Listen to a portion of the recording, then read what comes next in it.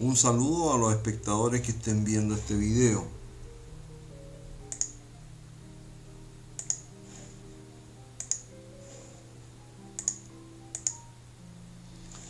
Nos corresponde ver en esta ocasión el efecto Doppler relativista con retícula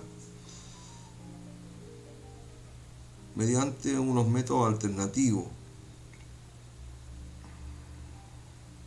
Algunos son muy similares al que ya vimos, pero yo quise ponerlo como una forma de refrendar que esta es la ecuación que corresponde. Acá se trata de el emisor móvil y el receptor fijo.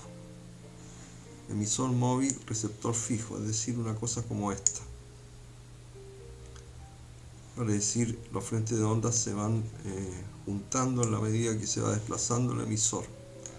De allí que la longitud de onda que ve el receptor es la velocidad de la onda menos la velocidad que lleva el emisor en la dirección y sentido del receptor por el período del receptor. Esa es la longitud vista por el receptor. De modo que, dado que el emisor se está moviendo, tiene un efecto de dilatación temporal. De modo que ahí se ha incorporado.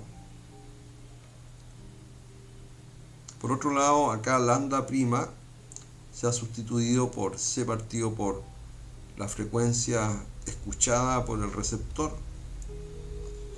Y este periodo T sub E se ha reemplazado por 1 partido por Fe. De modo que sacando, digamos, pasando este C a este otro lado, este está en el numerador, pasa dividiendo y aprovechando de invertir y dejar el FR en el numerador, queda esta expresión de acá, que es la misma que hemos visto anteriormente. Vale decir, la frecuencia del receptor es la frecuencia del emisor por este factor que es dilatación de tiempo de la velocidad del módulo de la velocidad del emisor, por supuesto dividido por C. Ahí está. Partido por 1 menos la velocidad del emisor referido a la retícula en la dirección y sentido del receptor. Es decir, tenemos que pensar que hemos puesto una línea entre el emisor y el receptor. Y el vector de velocidad del emisor, este de acá, su componente que está sobre esa línea que une el emisor con el receptor es esta. O esta de acá. De modo que esa es la ecuación que rige entre el emisor móvil y el receptor fijo. Análogamente, usando un segundo método, acá se utiliza la ecuación de onda y cosenos directores, donde con U igual 0 obtenemos de esta matriz esta fila por esta columna, obtenemos el K sub E del emisor 0, U sub 0. Acá está generalizado. Por otro lado, tenemos acá el equivalente a cada uno de estos números de onda. Es importante destacar esta parte de acá, donde el ángulo que forma esta línea que une el emisor con el receptor y el vector velocidad emisor es lo que le he llamado θ sub E. El coseno de ese ángulo corresponde a la proyección acá está claro, corresponde a la proyección en la dirección y sentido del receptor. Es el vector que está sobre esa línea que une el emisor con el receptor. Bueno, acá el número de onda es la frecuencia angular partido por la velocidad. Recordemos que la velocidad es la frecuencia angular dividido por el número de onda. De modo que acá se ha sustituido el número de onda por su equivalente. Y acá se ha pasado el gamma, se ha puesto, digamos, que corresponde a este término de acá.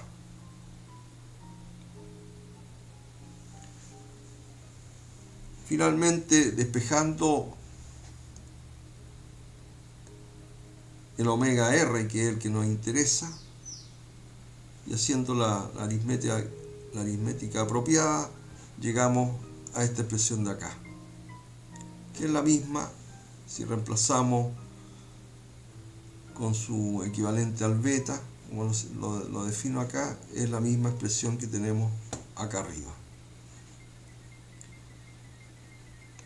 Este es un segundo método, y un tercer método se hizo usando la idea de los eventos.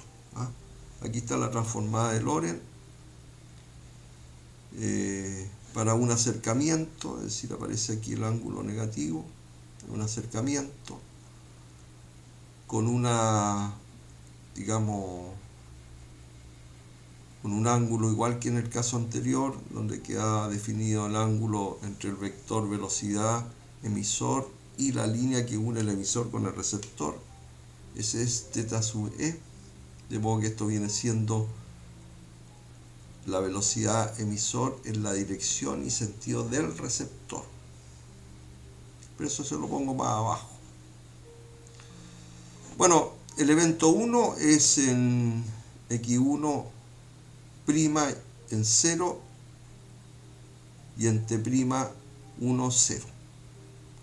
Y eso, evaluándolo acá en las transformaciones, da 0, 0.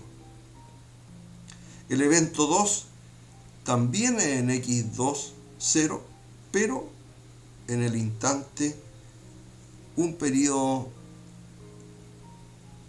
un t sub e, es decir, 1 partido por fe, es decir, un periodo después es la separación entre un frente de onda y el siguiente. De modo que x2 lo obtenemos evaluando acá x2 con x2' 0, vale decir, este término es 0, y entre 2', 1 partido por fe, que se incorpora acá. Por lo tanto, nos da un x2 menos velocidad emisor retícula total por el coseno de θ sub e, gamma, partido por fe. Este 1 partido por fe es el que está acá. Y por último, evaluando t acá, con x2', 0, acá 0, o acá, lo mismo. Y el t', 1 partido por f, da gamma partido por f. Bueno, el tau, la demora que toma este punto es t2 menos t1, más x2 menos x1 partido por la velocidad de la onda, que es c. De modo que reemplazando x2, es decir, esto acá, x1, que es 0, ahí, t2 y t1, x2 ahora,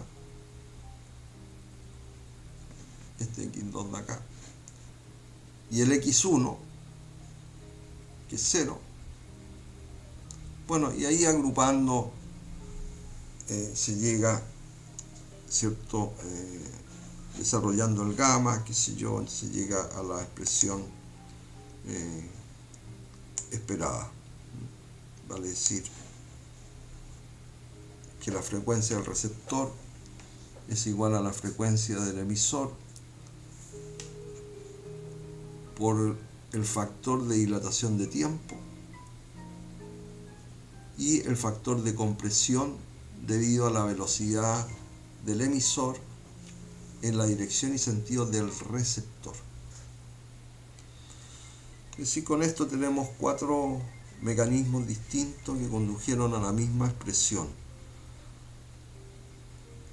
donde el emisor se estaba moviendo y el receptor fijo. Ok, muchas gracias por la atención dispensada. Nos vemos en el próximo video.